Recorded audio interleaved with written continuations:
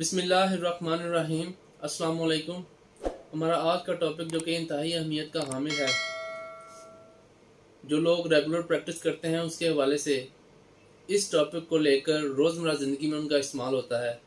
आज का टॉपिक जो है वो है ऑर्डर 1 रूल 10 CPC। दीवानी मुकदमात में किसी फरीक को शामिल, हज़फ या तब्दील कैसे किया जा सकता है, आज हम इसको डिटेल के साथ डिस्कस करेंगे। इसके लिए जो कि रेलिवेंट प्रोविजन कानून में मौजूद हैं वो order 1 rule 10 CPC limitation act का सेक्शन 22 इसको डील करता है। बाज़ औक़ात लोग दवाजात में नेसेसरी पार्टीज नहीं बनाते, किसी गलत शख्स के नाम से दावा दायर कर देते हैं। तो इन हालात में किसी भी स्टेज पर कोर्ट के पास इख्तियार होगा कि अगर कोई बोनाफाइड मिस्टेक हो गई है तो उसे दुरुस्त कर लिया जाए ताकि केस के असल हक़ाइक़ तक पहुँचा जा सके। यहाँ पर हम पार्टीज को 3 कैटेगरीज में डिवाइड कर लेंगे: deletion of parties, addition of parties और ट्रांसफॉर्मेशन ऑफ पार्टीज। नंबर 1 पे हम डिस्कस करेंगे एडिशन ऑफ पार्टीज।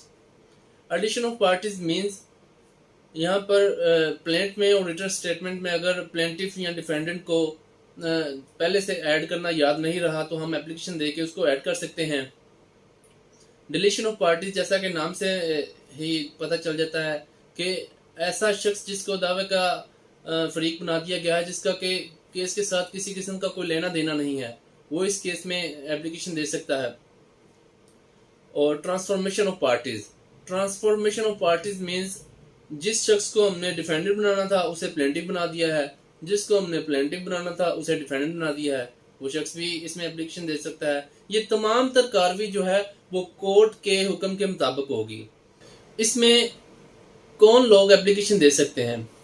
इसमें मुखालफ वकील भी इसमें एप्लीकेशन दे सकता है कि जनाब मुझे गलत पार्टी बनाया गया है। थर्ड पार्टी वकील भी इसमें एप्लीकेशन दे सकता है, या वकील के अलावा भी कोई पर्सन एप्लीकेशन दे सकता है कि जनाब इस केस की कंटेंशन से मेरा भी ताल्लुक है, मुझे भी सुना जा सके।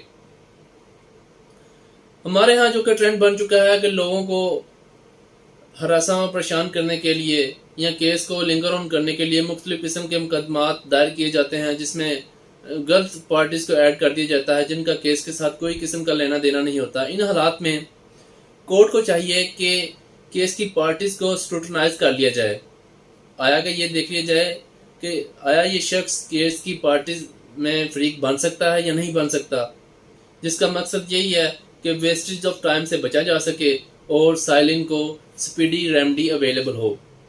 जी थैंक यू।